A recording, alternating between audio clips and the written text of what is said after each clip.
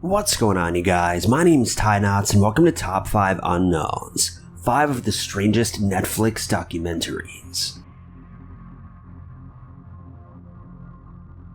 Number 5. The mystery of the Amanda Knox case captivated the world throughout its run. Knox was a young American woman that spent almost 4 years in an Italian prison following 2007. Knox was a bright, outgoing college student who'd recently moved to Italy. The move occurred after Knox was approved for a study abroad program. She was studying and working in the foreign country when she became the main suspect for a heinous crime. Another young student, Meredith Kircher, was in Italy and living with Knox at the time in a small rental home when she was murdered. The then 20-year-old Knox called the police after coming home and finding blood in the bathroom and discovering Kircher's bedroom was locked. Police arrived to investigate and found the young woman lifeless in her bed. Knox was quickly taken in for interrogation and labeled the main suspect of the case. Knox had reported that she spent the night before at her boyfriend's house. Officers claimed that Knox's story kept changing during the investigation, and furthermore, her boyfriend eventually told the cops that she lied about being at his house. Officials found fingerprints and DNA belonging to Knox at the crime scene and on the murder weapon. She was found guilty and imprisoned. The case was not over yet, though. Knox appealed and another trial began. In the 2016 Netflix documentary simply titled Amanda Knox, it was revealed that investigators had several flaws in their collection of evidence. They apparently didn't wear protective clothing to prevent the spread of their own DNA on the crime scene, and Knox's DNA that was found turned out to be on a regular household item that logically would have had traces of her DNA on it. Furthermore, there were discrepancies in the interrogations with the suspects. Knox was either in prison or on trial from 2007 to 2011, when she was finally acquitted of all charges. Amanda Knox, the Netflix documentary on this case, shares an in-depth look at the murder and following trials. It also covers the media coverage and public opinion on the case. Number 4. Errol Morris is a renowned documentary filmmaker. In this documentary Tabloid, Morris takes on the strange story of Joyce McKinney. This story has been described as unbelievable, shocking, and weird. Joyce McKinney was a former Miss Wyoming beauty queen. She was accused of kidnapping a young boy in 1977. The child, Kirk Anderson, was a Mormon missionary, and his kidnapping took place in England. Anderson was standing on the steps outside of the Church of Jesus Christ of Latter-day Saints, waiting to attend a meeting when he was snatched up. Keith May, a 24-year-old man, was posing as a Mormon missionary to abduct the young boy. He approached with a fake handgun and a towel doused in chloroform. 3 days later, after Anderson was freed, he reported his story to police. Anderson explained that after being taken, he was driven to a small cottage in Devon. Once at the cottage, Joyce McKinney arrived to chain the boy to a bed. While there, Anderson was taken advantage of by McKinney. She first tried to seduce him, and when that didn't work, she resorted to non-consensual assault. The investigation immediately sparked the interest of the media and the public. The crime is known as one of the most notorious in history. Many believe that Anderson was lying as they could not wrap their head around the idea of a beauty queen committing a crime of this nature. Others believed the boy and speculated the motive of Miss Wyoming. Police worked with Anderson shortly after his experience and set up a sting. Anderson contacted McKinney and her accomplice and made plans to meet up. When they arrived, they were arrested and taken in for interrogation. One specific detail of their arrest was when McKinney was being transported and held a sign against the police window which read, "Kirk left with me willingly." The two passionately denied all charges through the duration of their arrest and the following trial. McKinney and May both fled to America and were later arrested by the FBI and charged with felonies for false reports. The documentary Tabloid takes a deeper look at this odd case. Number 3. Have you ever woken up in the middle of the night, unable to move, and felt as if a terrifying creature was slowly creeping up on you? Or worse, they're perched on top of you, causing your inability to move or scream for help. If so, you've likely experienced sleep paralysis, and if not, you should be thankful. Sleep paralysis occurs when a person is just beginning to fall asleep or just as they're waking up.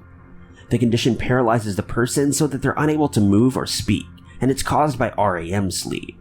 Their brain dangles in a strange limbo between dream and reality, and during this time, the brain can often imagine terrifying ghosts, ghouls, and even creatures that are trying to attack you. Many people speculate that sleep paralysis is not a condition caused by your brain, but in fact a paranormal phenomenon that occurs when our realities cross with the afterlife or other dimensions. The phenomenon is very common, but that doesn't make it any less traumatic for those that experience it. Some tales of sleep paralysis would make you never want to sleep again. The Nightmare is a Netflix documentary from 2015 that discusses this horrible disorder. This film documents interviews with professionals in both the medical and paranormal fields. Psychiatrists, doctors, and others come together to share insight into the study of sleep paralysis. Other interviewees include the victims of the disorder, who share not only how the disorder has affected them, but also great detail of some of their past hallucinations. Aside from these key documentary formats, the film also shows a cinematic thriller side of the story, using scary reenactments to keep the viewer on the edge of their seats. Number 2. This popular Netflix documentary began filming in 2001 and followed the arrest and trial of Michael Peterson. Michael Peterson was a famous novelist with a few best-selling novels. In December of 2001, he called the cops at around 3 a.m. and said that he found his wife lying unconscious at the bottom of the stairs. His wife, Kathleen, had allegedly fallen about 20 stairs and broke her neck after consuming alcohol and Valium, according to Peterson. When Kathleen's body was sent for autopsy, the coroner discovered a series of other injuries that were not reported by Peterson.